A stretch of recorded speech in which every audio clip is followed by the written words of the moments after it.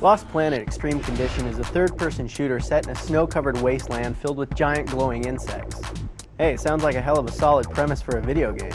Fortunately, Lost Planet delivers on that premise by keeping the action moving along by constantly throwing thick swarms of enemies in front of your gun. It doesn't do anything new, and there's not much depth to the game, but if you just want to shoot lots of cool-looking aliens, you can definitely check out Lost Planet. The game takes place far in the future where mankind is leaving home in an attempt to set up new colonies on distant planets.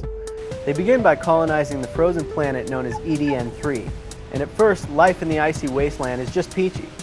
But soon the humans run into some nasty alien insect things called Acrid. As the humans flee, they discover that the Acrid have a special thermal goo inside their bodies that can be used as a source of heat and energy. This inspires the humans to develop heavily armored mech suits to battle the Acrid and harvest their precious goo. You play the game as a guy named Wayne, who is an ice pirate who is found buried under the snow. Wayne doesn't know much about his past other than that his father was killed by a huge Acrid known as the Green Eye. So Wayne sets out to kill the beast and avenge his dad. The story gets a lot more convoluted and weird from there. It doesn't make a lot of sense, but it really takes a backseat to the action anyway. Where's Yuri? Don't know. Liar! The action in Lost Planet will be familiar to shooter fans. You play as Wayne and you run around in large, mostly snow-covered levels shooting these massive aliens and collecting the red goo that they leave behind. You have to collect this goo because it replenishes your thermal energy supply, which in turn replenishes your health. If you take damage, you'll be healed as long as you have some thermal energy, but if you're all out, you'll slowly freeze to death. You're always using this thermal energy though, so you'll constantly need to find more, either by killing aliens or by activating these data posts throughout the levels. It sounds like it'd add a sense of urgency to the game, but the energy drain rarely comes into play because you usually have so much that you never really have to worry about running out. So most of the time you run around shooting aliens in their glowing spots. There are tons of aliens to kill in this game, and it's always pretty satisfying to do so.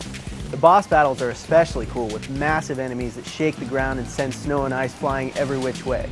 When you really want to do some damage, you can hop in a Vital Suit, which are these specialized mechs that are designed to take out Acrid. You don't just fight giant bugs in the game though, so you can expect to see some mech-on-mech action from time to time. You'll also engage in frequent shootouts with other humans. The single-player levels are all huge and lots of fun to play, but the game doesn't last very long. You can easily finish the single-player campaign in one sitting on the normal difficulty setting, but there are 2 harder difficulty settings beyond that. There's also a great multiplayer game in Lost Planet. You can play against up to 15 other players online in 4 different game types. There are the typical deathmatch, team deathmatch. There's also a fugitive mode where everyone hunts one person, and then there's also a post-grab mode where each team tries to control all of the data posts on a map, which is a lot of fun. The multiplayer is great, and the maps are large and multi-leveled.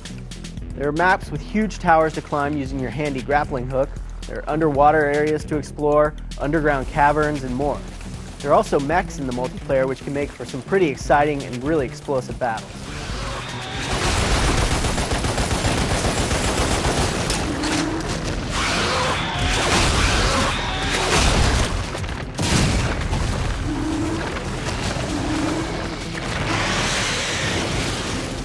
If you just like to shoot things and blow stuff up, this is a game for you. It won't make you think, but it's a great, accessible shooter that just about anyone can enjoy.